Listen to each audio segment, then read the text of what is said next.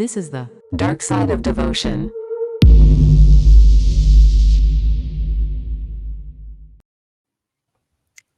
Hi, guys. Welcome back to Hey. another episode. How's everyone doing? Good, Doing good. good. I'm excited to get back. Yeah, and also for us, it's like we dropped our first few episodes. We want to actually thank the new subscribers, new followers, those who have been commenting and giving us, their support. Is amazing to see the outpouring of support that we are getting. I truly did not expect all the support that we actually getting. How about you Same. guys? Same.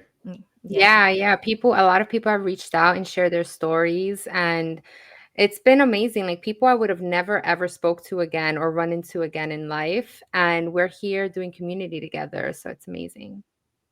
Yeah. And I think that now we also just dropped my story. Steph, we actually just dropped your story. And today, Tony, it's your turn. And I think out Last of one. all of us, yeah, and I think you have kind of the blow by blow of everything that you went through when you went through the institution. You're going to break down some highlights as well. You've also been posting on your personal social media your story. So anyone that would like to like things, there would be things that Tony will not highlight in today here, but if you definitely want to go and see kind of like the deep dive into Tony's rabbit hole, you need to start at number one, posting number one, Mm. and take it from there. I think you go into depth into a lot of things, which I think each episode we're going to touch. But this is just the introduction into us for those who are seeing us can connect with us, and that's about it. And just before we start, just reminding you guys that liking, subscribing, and also commenting on our page really helps us reach a broader up audience. And if you can do, just go ahead and already hit the like button if you like what you guys are listening to. If you We also would love more suggestions regarding our future episodes as well. And then, Steph, can you give us our social media handle? How Of would people find course. us? So you can find us on Instagram, YouTube, and TikTok for as long as it's going to be around with the dark side of devotion. And we do aim to put information on there and educate, inform people on cult like tactics and manipulation. And also, we have some funny memes on there because you got to laugh through all of this hard stuff. But for the most part, it's the place where you can come and know that it's safe to speak your feelings, that your feelings and your story is valid. No one is here to judge you. We're just here to hear each other and heal together and grow together. So yeah. Absolutely. Yeah, we are all here. We're all going through this journey together. We are, also learning to readjust as well. We are always healing from some type of trauma. A lot of this Yep. is mostly about processing and trying to integrate our experiences in a way that doesn't hold us back anymore, right? Because a lot of people get Yeah. stuck in, the negative experiences that they've had, and it doesn't allow them to move forward. Yep. Absolutely. I think that's the whole point here. So, yeah, if you're coming here for the juicy details, you guys may get some of them, some of the, behind the scenes, but our main goal with this channel is just to open a community where we can talk about it. And whether you were part of the same institution that we were from, or a different institution, everyone is welcome. We are here to help support each other through this journey called life. And to tell you, no one here is an expert. We are not. We are still like walking through life, very new to everything, and every day there's something new to learn. And that's about it, guys. So let's get into Tony's story. So Tony, take us into your life a little bit about your story. Yeah. So, for those who might not know me, It's Anthony, or I also go by Tony. I was born and raised in New York City in the safe part, the Bronx. And um, growing up in the Bronx in the You're 90s is definitely pretty being much, sarcastic. You were being sarcastic, huh? Absolutely. yeah, absolutely. Yeah. Growing up in the 90s in the Bronx, it's everything that you think it is, right? So I Yeah. was the result of a teen pregnancy. My mom had me super young. Both my parents were teens when I was born. So Mhm. I like to say I was kind of like the guinea pig. So they were still growing up themselves, meanwhile raising kids. Mhm. And it's tough. Like there was a lot of trial and error. There Mhm. was a lot of financial issues. My parents did eventually split when I was really young. I was about 3 years old when they Mhm. split, and that opened up a wound. As a kid, And you tend to and do you know internalize. why they split? Like what was the reason why that they split?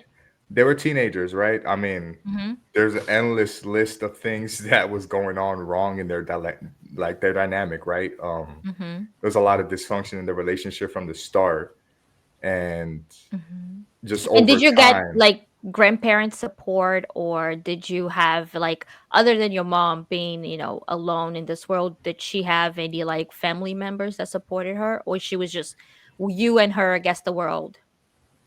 It's pretty much me and her against the world because we were a small family to start with. So my grandmother had two daughters, my mom Okay. being one of them. I had an aunt, but she found herself by herself through that process of raising kids. To be honest, there wasn't a lot of support there, Mhm. so she had to really figure things out. Yeah. Yeah. um, And and it and was what and rough what was the because result of her having to figure out, or like how was, her having to figure life out?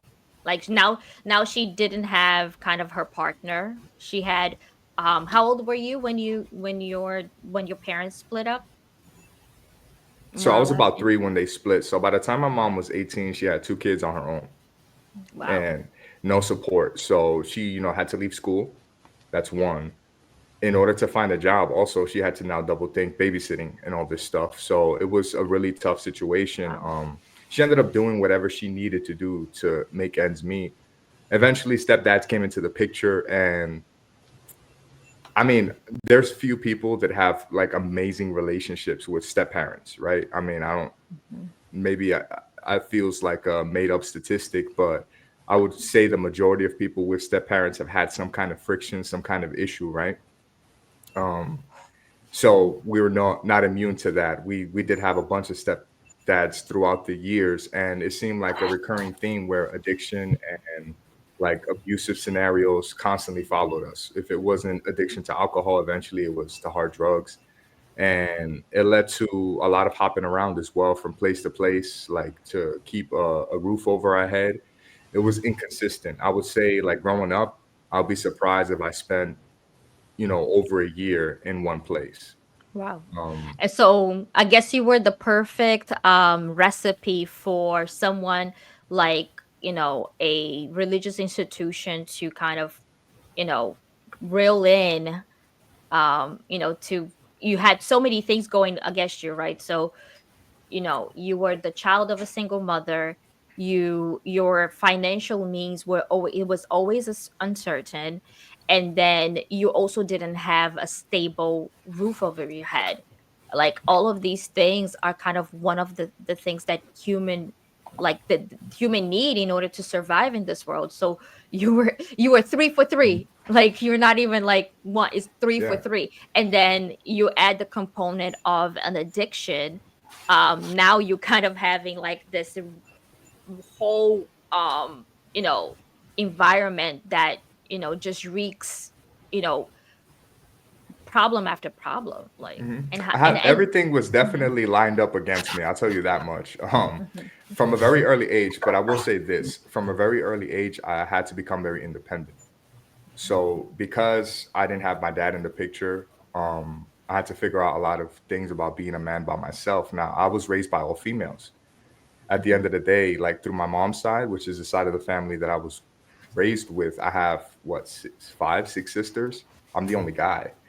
Then it wow, was my mom, aunt, and grandma around raising me. So mhm, it was very tough growing up in like an urban environment, being the guy that's constantly around females. You know, I grew up watching novelas. I grew up hearing all the girls' side of relationships and stories. So I was Mhm. very different from most of my peers. Like I was a Mhm. lot more sensitive or a lot more like emotionally evolved than people around me Mhm. constantly, to the point that it didn't make sense to me how certain people could act in certain ways, and it worked against me. Like there was bullying that started, you know, Mhm. because Yeah. I just couldn't be the way that, you know, some of these Society kids wanted you. were. Yeah, exactly. Yeah. And I wasn't willing to compromise who I was to fit in either. Gotcha. So Okay. I ended up being that kind of kid that was So like you were kind of to socially himself, awkward quiet, in the Bronx. You were the socially awkward kid in the Bronx and as well. very, very like reserved. Like the thing Gotcha. is, my survival mechanism was to make myself small and kind of blend in. Like I didn't want to inconvenience anybody. I didn't want to call any attention. And like I remember as a kid growing up, that was a constant thing. Like, don't ask anything. Like, put it like this: we grew up so broke.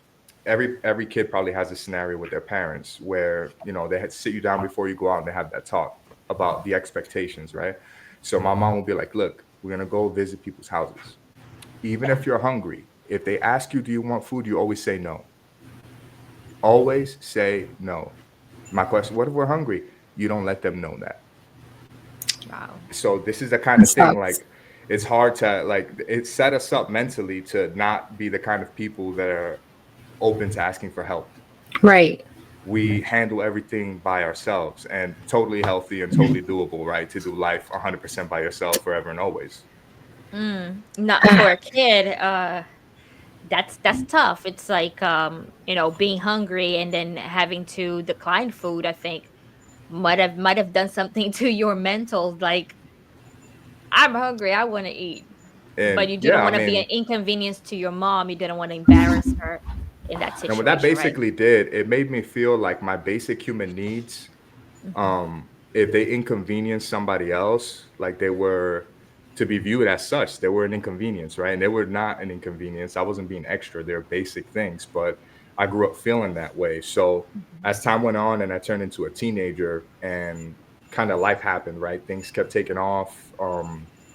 You know, we started bouncing around shelter systems when I was about 12 or 13. So we're full out homeless. Like we didn't have a next place to go to. We didn't have family to stay with. We had kind of overstayed our welcome, which tends to happen when you live with family for a certain amount of time. Like Yeah. you get that vibe where we're starting You're to welcome, compromise but the when are you relationship. leaving? Kind of like Yeah. Yeah. you're Right. welcome Good to stay, morning. When but are you when are you leaving leaving? again? Yeah, yeah. So we Yeah. started having like those situations, which Hmm. you can't be too angry, right? Because it is an Yep. inconvenience, right? And it was a bunch of extra kids to have in the house too. You know, it's an extra strain on food and resources. Like it's stressful, right? People want to come home at the end of the day and be in their own space.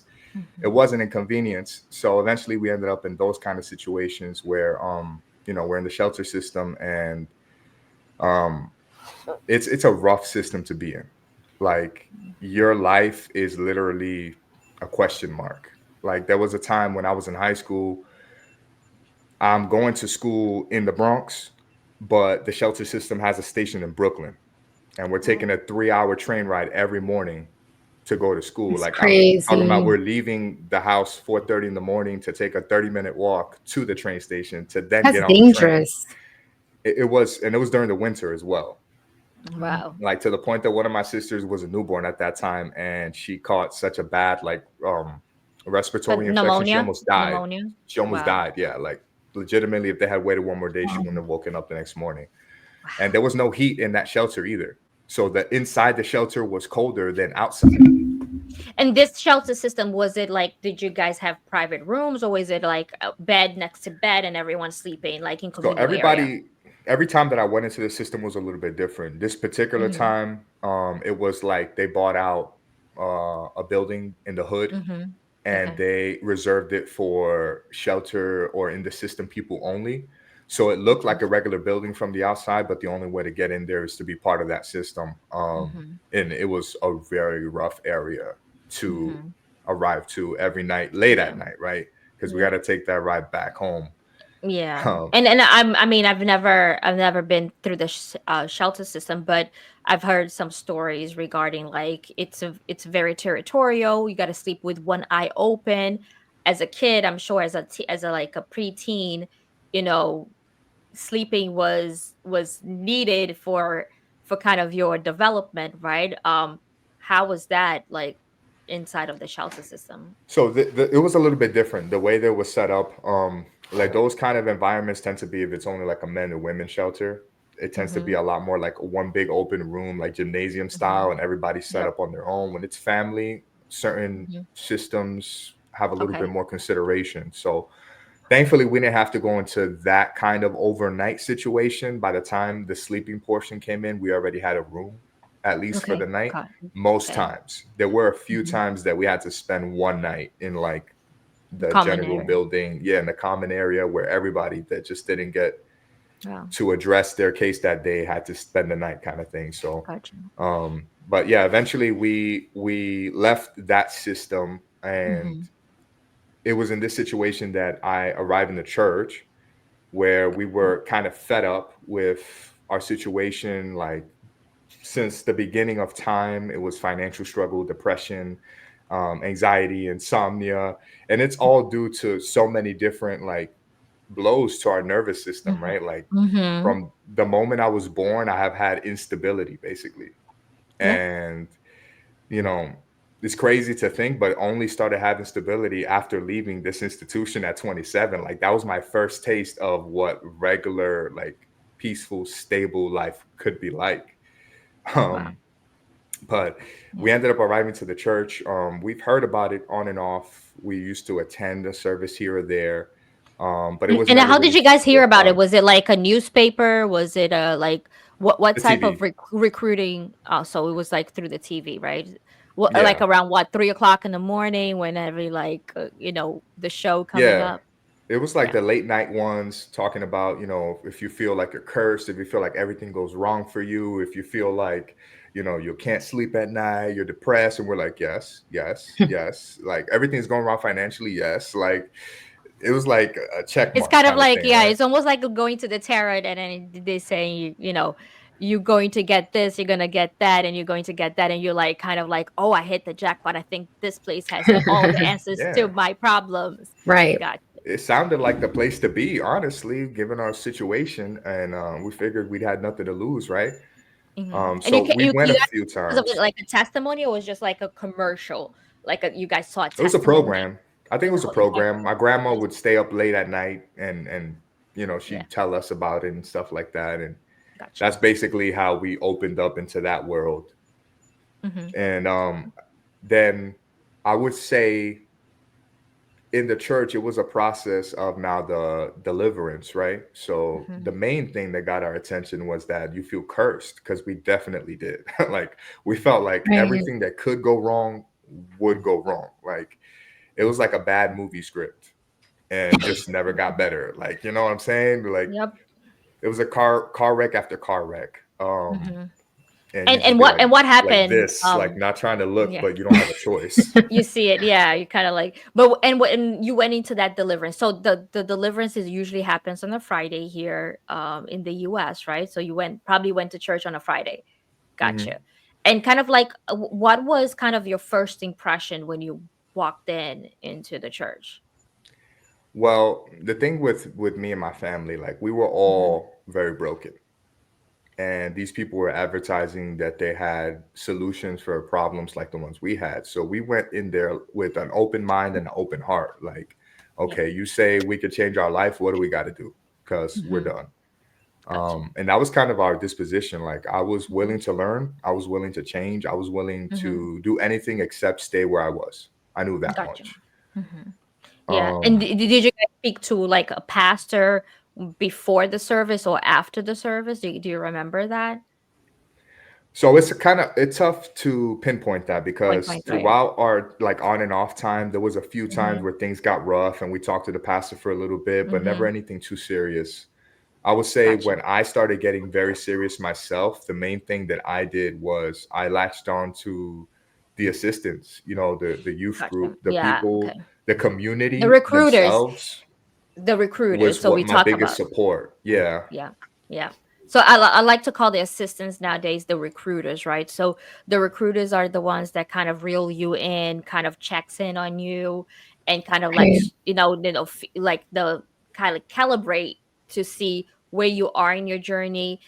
If you stop going for any one reason, that would be like kind of an assistant that would have your number. They will come to your house, maybe see what's going on, and kind of makes you kind of feel like, oh man, somebody really cares, Hmm. right? Right. Now, And I the will love highlight. bombing and all of that The stuff. love bombing. Yeah. So that's like, that is known as love bombing, because that is the part where you're most vulnerable. And they're really trying to get like information on you to kind of find where your weakness is at, what's going to keep you coming back to move on to that next level. Right.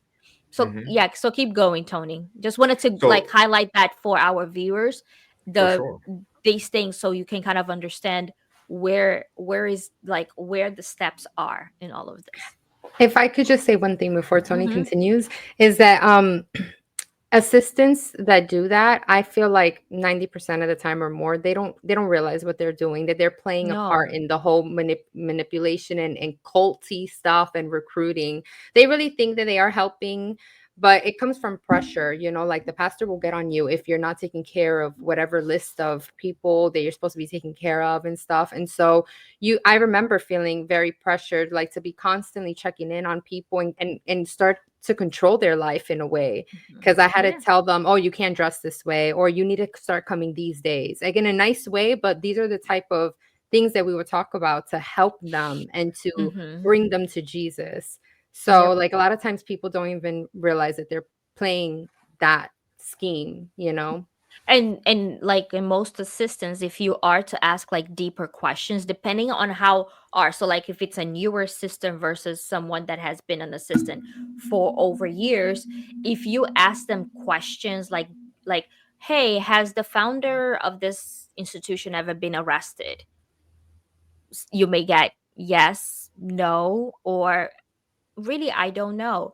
And if you ask them like, are you inviting me for me to commit to something, they're like, no, no, no strings attached. Or some would say, yeah, because we want your life to change, right?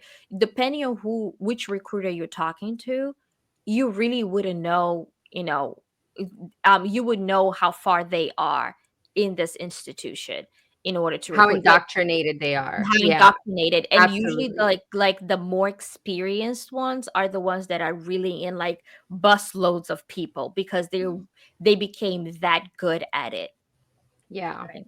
Yeah. I agree. All right, Tony, take it away. So with the assistants, I started to and the youth group, I started to basically find what I was looking for, because I was looking for a community. At the end of the day, I was in a place in my life where I felt like I was non-existent. I felt like my voice didn't count. I felt like pushed aside, honestly. I Yeah. couldn't have a lot of the things that normal teenagers would experience, going out with Mhm. friends and all this kind of stuff. I was very quick to push people away because I didn't want people catching a whiff of how my life was actually going. Mhm. And my behavior started changing. I started being more like aggressive and started showing classic signs of somebody who's going through things but doesn't want to admit it to themselves, right? Lashing out and Mhm. just being a troublemaker and all that kind of Anger, stuff. yeah, a lot of Yeah, I anger. was You angry. had a lot of pent up anger. Your life wasn't picture perfect. It was actually a whole nightmare. And it's like you woke up from one and you got right back into another. It's almost like the Right. Matrix. Mhm. You think like So honestly, you're like, opening a yeah, door and you're right back where you my started. nervous system was shot. Like, it was shock after shock after shock. I was never out of that fight or flight mode. I was You were in constantly survival mode the entire yeah, I was time. constantly in survival mode. Mhm. Exactly. And Exactly. yeah, living like this, did you ever had any health issues or any like, you know, or were you just like I would say, disassociated? I mean, when I was younger, I had a whole bunch of health issues that flared up. But as I started aging, I outgrew health issues and it started looking more like mental health issues. Like, Mental health. Okay, um, gotcha. I started Mhm. like displaying a lot of like high functioning depression symptoms. Mhm. And And can you explain to our viewers what is high functioning depression? so just as an example, my school work had completely tanked, right? Like Mhm. in school during this time in the shelter system, and had a stepdad that was highly addicted to crack, and abuse was going on in the house, and all hell was breaking loose. During this time, I remember that I went from being like an A and B student in school to just failing everything. And teachers would get on me, and I was like disassociated. Like I didn't care Mhm. about this test. Like I didn't know if I was Yeah. eating tonight. I didn't care, about XYZ. I was trying to process the fight that I just witnessed the night before. Like I was Mhm. completely disconnected. But as soon as I was like threatened, like, hey, you're gonna get expelled. Like at this point, like this is not gonna work out. I was able to do like a month's worth of work in a week with little to no effort. Like the capability was there, but Mhm. I was completely like disconnected from. I was living two different realities. Of course. I was living a double life, and even though I was miserable inside and dying and like wanted to kill myself and getting into fights and Mhm. smoking myself to sleep as often as I could and all this kind of stuff, I was still able to put on the facade of a functioning human being. And I think a Wow. lot of people feel that way. Like Yeah. they're going through an internal like Armageddon, Turmoil. but on the Yeah. surface, there's just a smile. Yeah. And Honestly, I feel like you describe like the majority of pastors and wives that I've seen and I've worked with, like high functioning depressed individuals, honestly, that Yeah. don't admit it to themselves because we don't even go down that type of line of questioning within ourselves when we're in the system, but that's definitely what it was, high functioning depressed individuals doing that work. Mhm. And sometimes they try to hide it, and I think that it becomes very hard afterwards because if you take a deeper look or you start talking to them, you start like pinpointing a few like sometimes they tend either to rant or they push you away The red or flags, they yeah. they yeah, they lash out or they belittle, they go into all of these different things because they are really just not trying to deal with the real problem that they have, right? Which was kind of the same thing with Tony had a real problem that he didn't know how to solve for. He was young and he had a stepfather that had a an addiction to a drug. His mom was suffering the brunt of the abuse, and he didn't know where he could get help from, right? mhm. You're trying to be the superhero without any powers. Basically, that's exactly how I felt. Like I felt like for some reason it was my responsibility to fix everything around me, even though I Mhm, knew, being realistic, there was nothing I could do about it. And that was the most frustrating mhm, part, is that feeling of impotence. mhm, And like now that people kind of get where I was at, when I arrived to the church, I always wanted community and to feel like I belonged and to feel like I mattered. So when you come into an environment where that's welcoming and you get love bombing, and it seems like all of a sudden everybody cares about you and people are checking in on you for the first time, and people are looking forward to see you again, right?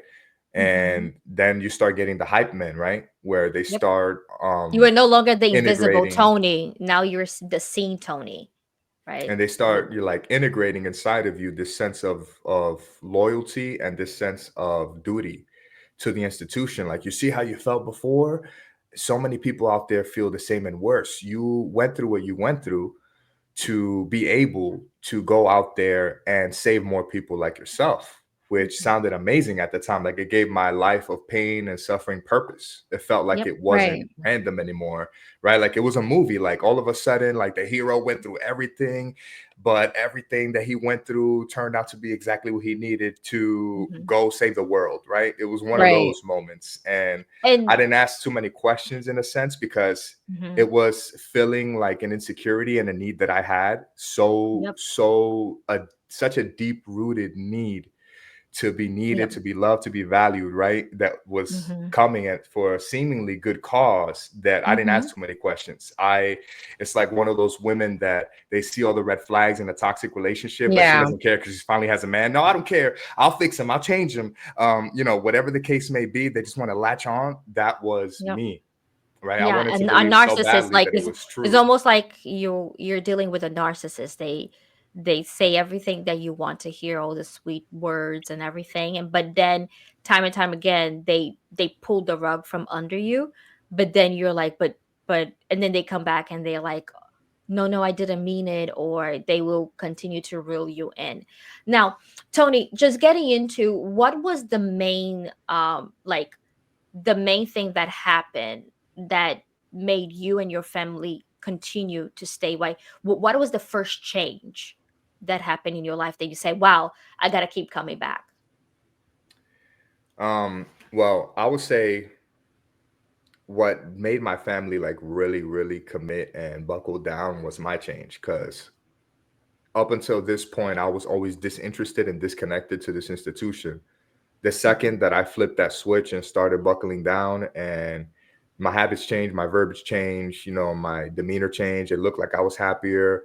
My grandma was happy as can be. She finally had somebody in the family that was going to church, right? And my mom was feeling Mm-hmm. proud that, her son was getting out of the streets and going to church instead of going to the streets, right? Like, Mm-hmm. I started And, and and to, and just so you guys know, like, so I'm gonna stop you for a second so our viewers can kind of understand. So Tony grew up in a neighborhood in New York where there's only two routes that 14 going up in that environment. Is it a gang or die? Like there were only two options that parents most felt, right? And for his mom to be so proud, it was because, well, my son is not going to die, and my son is not gonna. Is it a jail or death? Like, because you're either gonna get gangbang or you're gonna go to prison for some crime you might have committed, right? And that was the environment that most moms in the Bronx felt that they, especially a male child, right, a mhm, man, was that was the only route that there was there available, right? So go mhm. ahead, Tony.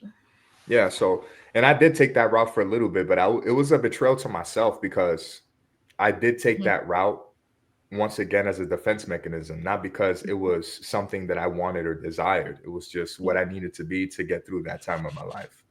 yeah, Um, got you. so Yeah. my I family noticed started that, coming like, along. oh, sorry. I was going to say that church, considering your whole upbringing, church became also an escape for you. It's another Absolutely. place, another location where you can get away from the family or get away from the shelter situation.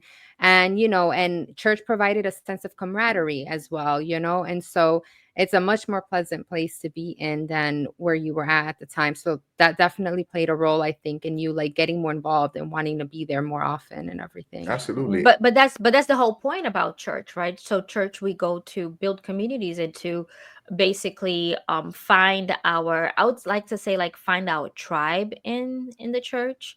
Yeah. It's a place where we, especially for young people, to stay away from trouble, learn from one another, build that sense of unity. So that is still the main reason why these communities exist, is because of church communities exist, right? So we're not saying that this is wrong, right? But we're gonna get to like all the other areas that are wrong. So it's like Mhm. it's important to highlight that you know Hmm. if you're going to church and your church offers this, keep going. Hmm. Don't And I would stop. say, like, definitely, I needed that in that phase of my Mhm. life. And like we doing this podcast highlighting the dark side of devotion, but there is most definitely a light side as well. Like there is Mhm. community, there is sincere and genuine people in there. If there wasn't Mhm. any, I I'm have sh- a big bullshit detector. Like there's some Mhm. people in there that till today I just never clicked with me. And you know Mhm. what I'm saying? Like there's just certain people Mhm. that no, like you stay over there. Yep. Yep. I'll talk to this guy. Like there was a lot of the times I didn't want to deal with the pastor. I'd rather talk to the young kid because the young kid might not have all the answers, but I know his heart's in the right place because for this Had young kid, compassion. Right. he's genuinely trying to do something, heartfelt for God, and Yep. you could feel the sincerity from certain people. But the institution is the institution, and individuals are individuals. And people need to be able to separate that. Like, you can have good experiences, isolated experiences with people in there, and the Right. institution in itself can still, like, it's still the umbrella over everything, can still be, toxic. And Yep. that's tough for That some was people to understand, so but it's perfectly a put. fact. It's Yep. not one dimensional, it's not one sided. There's a lot of different shades It's of not gray and all the perfect. colors in between.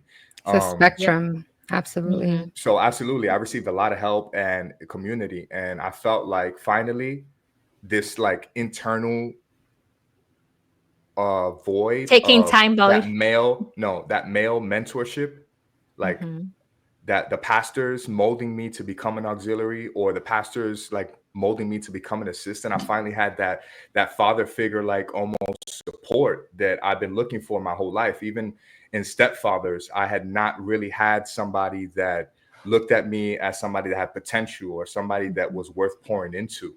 So I felt finally seen, needed, and validated in that sense. And when the class started, to the preparation to become a pastor, even though So I had, let's take a step back, right? So how did you get into like becoming a pastor? How did that, desire grow inside so of it's kind you? of like what I was mentioning in the beginning. I felt that community, and from the very beginning, they start telling you, hey, everything you went through was so that you can save more people like you. They start instilling inside of you that sense of duty, and that sense of, like, you owe this institution, to help this institution grow because it helped you.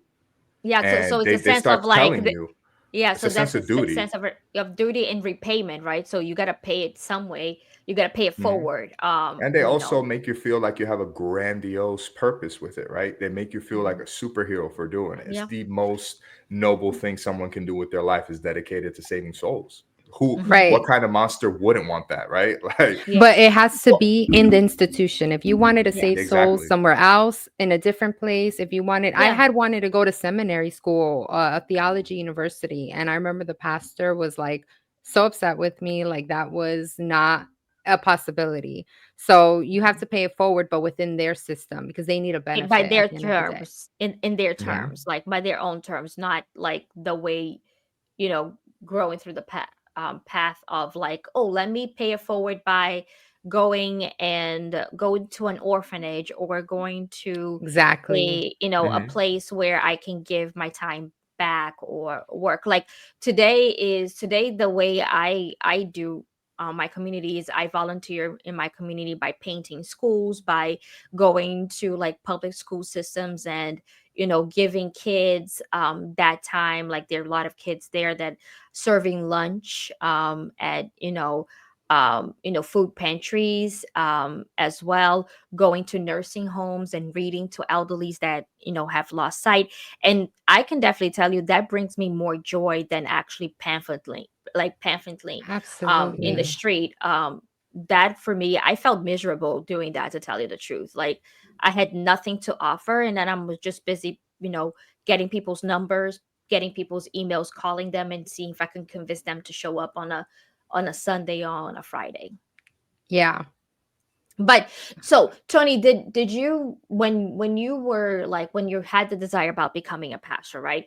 Was it suggested to you like in a YPG? Like, so YPG is the group that the institution uses to like gear towards the young people. Was it a pastor that was like grooming you to like, took you under his wing and said, you're going to be my disciple? There's different ways of how they do the recruiting, right? How was yours? So no, it was total opposite. I really did not connect with the pastor once again in my Okay. church. Like, the pastor that ended up raising me as an assistant, it almost like there was no real, like, mentorship there. It was just, I was very helpful. They needed numbers. Go ahead, kind of thing. Yeah. But And my the ratio between women and men assistants were like, it's very low. So as soon as they get a guy, you quickly that's interesting. climb Yeah. the ladder. Yeah, you could quickly climb the ladder of like becoming an assistant. With the women is like a little bit slower because there's just so many as well in there. They're not as desperate for that because there's always more in that sense, right? They want somebody that can hold the microphone. At the end of the day, let's just be real. That's what they're very, very excited about. But no, I didn't have that kind of mentorship with my pastor. It happened with me with the class. So the leader of our country had changed, and he put out like a message. Well, before the class was even announced, he started putting just audios geared towards the youths, and I felt a connection to his kind of like mentorship style. Like he was talking to us about relationship skills, which struck a chord with me because I'd seen dysfunctional relationships my whole life, and I was worried that I would never find one that would be functional. I was worried I would end up like one of my two parents, having the same kind of issues or, having the same kind of cycles. And so I was very interested in breaking those cycles and having a successful life, building something. And it seemed like that's where his head was at. And when he opened up the class for those who felt like they had a calling to save souls, this preparation for people that wanted to do more for God, I felt like I need to meet this person, and like I need to work with this person. Like it was instilled, and a lot of youths around me felt the same way. Like it was a time where a revolution happened in the country, I feel, with the youth group in that time, where it became more about a little bit more geared towards helping, still with an agenda in the background, but they still started bringing more practical tools for kids, with struggling at home or struggling with addiction or depression or etc. Yeah. And giving you kind of like a future, right? Saying, hey, your life is uncertain, but if you come this way, if you become a pastor, you're going to have like a direct path. And right? he had an audio that he talked about education, and I was in my senior year of high school, and he talked about how education is great and all that, but how it's a stumbling block for a lot of people to serve God. And he uses verses, it says that it's difficult for the wise to make it into the kingdom of God. And they manipulate all these verses, about people that know too much or think too much or lean too much on their understanding. And they kind of convince you that the only kind of education you need is one that's coming from the Bible and one that leads you to saving souls. So even though at the time I spoke to my principal, and she was an amazing woman, like she helped me through some real deep stuff. Like when I was in the shelter system and I was going through the worst of it, she could have had me expelled multiple times because of the things that I had done in that school and the kind of situations that I put her in. And instead she gave me a job. She let me tutor. Like she saw so much like potential, I guess, in me, and so many circumstances weighing me down that she still took the risk and gave me a job, and she basically told me, look, I know you want to do this missionary stuff. She's like, why don't you go to college, go to seminary school, go to theology school, and then go do that. To the point that she said, I'll even cover your whole college education if you put off this mission stuff. So but by then you already, like, your mind was made up of I was joining, telling her, I was right? like, look, I think I got to do this. And this place, they don't take pastors from the outside. They don't do that education stuff. Like, this is actually going to work against me. I'm going to lose my shot, basically. And she was trying to tell me, and there was another teacher, Christian guy, pastor at his church, trying to tell me, look, that place, be careful, why So there was don't they like the want you to red go to flags, school? like, Yeah, why don't they want you to go to school? And why are they only taking people under 18? And why, all these questions. And I couldn't see it. I was like, I saw all the red flags. I thought I was at a carnival. I was like, it's all good. It's fun and games. You know what it is? It's like when you're at the peak of your indoctrination, you don't see any of those. The If first anything, love people, is what they call it. they call it the first love. Yeah. When people are I trying call to it warn you, brainwashing. that's essentially what it is. But like when they try to show you the red flags, like people on the outside, it just solidifies even more your loyalty to the place, because then you think, oh, that's the devil. You see, the devil's attacking me because I am doing the right thing. So it's like there's always a rebuttal that we were taught to be able to just stay the course and stay in this specific system. So very, very, just something to think about. A lot of manipulation there. Yeah, they teach you Yeah. to double down on your stance. Like your sign that you're doing Right. something right is when people start questioning what you're doing, right? Which is a Mhm. very slippery slope. Like objectively, yes, we shouldn't seek to please everybody or have everybody be on board with anything we do, right? Because then we'd never do anything. Yeah. Like Mhm. even get up in the Yep. morning, somebody would be like, Yep. ah, don't get out of bed today. You can't, but there's also like you have to be willing to hear people out and at least analyze Stay before you shrug open-minded. something off. Yeah, because they might be seeing something you're not. Like it Mm-hmm. happens. Yep. Yeah, and ask questions like, if someone is telling you like be careful, or I've heard about this institution, take the time to read about it. Don't shut your eyes and ears, right? I like to see, like, like to use the analogy a lot, not really analogy, but the example of, I'm not sure if you guys read Animal Farm, right? When the pigs were like telling everyone on the farm like it's going to be better, it's going to be like this great things, and then the animals knew they were screwed as soon as the pigs were like walking on two legs, like, and telling everybody what to do, like, and Right. then the animals were like, what have we done? Like, what the hell did we get ourselves into? And then by then it was already too late. It was too little too late. I mean, for us, years went by until we are kind of like, fighting through our consciousness, and like our bodies telling us, you know giving us warning signs, and we were like, nah, nah, we're gonna keep going, we're gonna keep hitting our head against Yeah. this wall, because eventually it's gonna get somewhere, right? Hmm. Yeah. So then your teacher, your principal was telling you kind of like, Tony, this is not the way, and you were like stubborn as a mule. Yeah, I mean, I was excited, right? Like, and I finally had community, and I really did feel like it was the devil trying to tear me away Mhm. Of from course. this community that I had desired for so long that I had just gotten, right? Mhm. And it was like just the perfect timing for everything for me to, double down and commit and go ahead and start that missionary work. Um, Mhm. and then over the course of that, like I was just reflecting recently, like all the things that I faced in that place. I go over a little bit in my series, right? I went through some Mhm. hunger.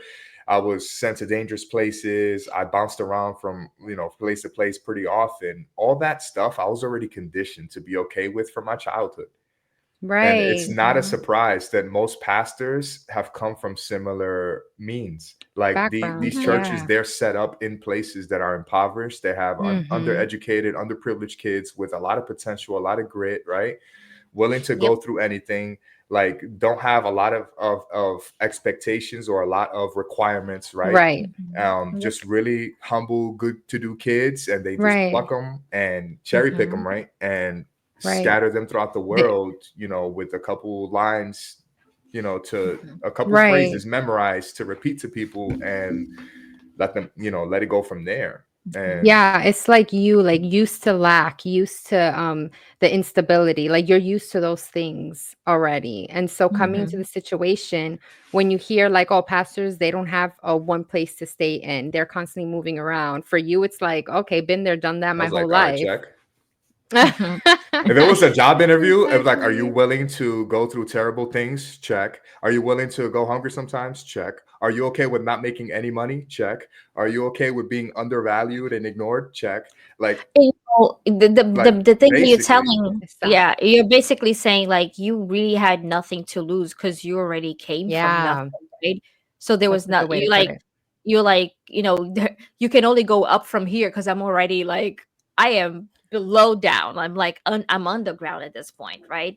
And I think that the first thing that like it's the assault on your identity that begins, right? You kind of like they first make you feel like they are going to transform you into this new human, a mhm, human being that all problems are solved, and now you're coming in and you're like your identity is on attack because you're coming in every day and they're telling you everything that is wrong with your life is the devil. So we as humans, we kind of need kind of like a villain because we as human, we can't really understand, we cannot really like process things that we don't necessarily understand. So we gotta create the you There got to has to be a create bad guy. something.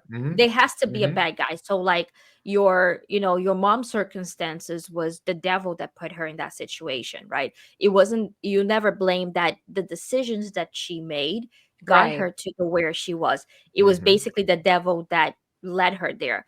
And if it's truly the devil that led you there, then you would be basically the end result of the devil's doing, right? You would Mhm. be kind of like, the devil himself, if I was to put into those sense. If people were to rationalize, like, if the devil made your mom become a teen mom, so then like it's my You're son, kind of like, cursed, you're right? cursed, right? It's part of Mhm. like the plan. Hmm. And then you come in with all of that baggage, and they say, well, everything that is going wrong with your life is the devil. So let's pray on you. Let's do like all of these things to you, get it away. And you have kind of like, you do go through that mystical manipulation, which is like, Hmm. things do happen, right? Maybe your mom, that maybe she was using drugs, stopped using drugs, then she got a better job. It wasn't like the job that would change the financial circumstances, but it Right. was a job that took her out of public assistance maybe. And you're kind of like, oh, this is like, I see the changes. But it was never like something that would do a 180 change where your life was completely transformed, that you would be able to move forward. It's kind of like, it's basically band-aid to the problem. They're only testimonies to people that are going through similar things, because people from the outside, they hear something like that, like, okay, she got a little bit cleaned up and got a regular job, good. What do you want? A cookie? Like, shouldn't she be Mhm. doing that? Like, right? There's Mhm. people that overcome that kind of stuff all the time without a church Right. environment. Like, it's Right. only impressive under certain like pretenses. Other than that, it's just the way life should be. And I made a mistake. I realize this now, like looking back, I allowed the institution to make an enemy of myself, in the sense that they would say things a lot like, you've already seen what you could do with your life. Now let's see what God could do with it. And no, I haven't actually, because I Mhm. was a kid that had Right. no like authority or no like say in the things going on in my life for the entire time Mhm. before I arrived to the church. So actually I never got to see what I could really do given the right kind of circumstances. You know what I'm And saying? resources. But Mhm. they Yeah. make you feel like, they make these kids feel like, you see, you ruined your life. Like, you see what you can do. Now let's let God do it. Literally, it's a thing that teenagers' brains are not fully developed, Yep. and they make the worst choices of their life during that time. Like, I'm not some foreign alien or an enemy or, something special. Or Actually, I'm just demon a possessed. teenager, like Right. like everybody else going through that phase, right? So Yep. it's very Absolutely. interesting And how they really want to strip you from yourself, like disconnect you from you, so that they can tell they you how you deprogram feel you. about things. Yeah, they They Right. reprogram deprogram you. you. Yeah, and they deprogram you. So it's a basically like, it breaks down your personal sense of self, and then they put a new identity in you that's tied to the cult, like you are driven to the cause, like you were going to do Hmm. whatever it takes for the cause. It's like the deprogramming process, right? You come in, you're a person that feels like you don't fit in the world. The world, like everything that, like, the world is a place where it's unlivable. It's there's no solution. You never found it, and you come to this place where it has all the keys, right? To that. So we are almost hitting like an hour mark, right? So we are going to actually, like, so then Tony, so we're going to stop right here, and we are going to then pick up where you decide to go to and become a pastor, right? Become an auxiliary pastor. So you're going to tell us about that journey and how it everything that it summarize everything that happened, right? And if you're watching this far and you like what you hear, if you have something to contribute, if you have questions to ask in addition, please do like, comment, leave a comment.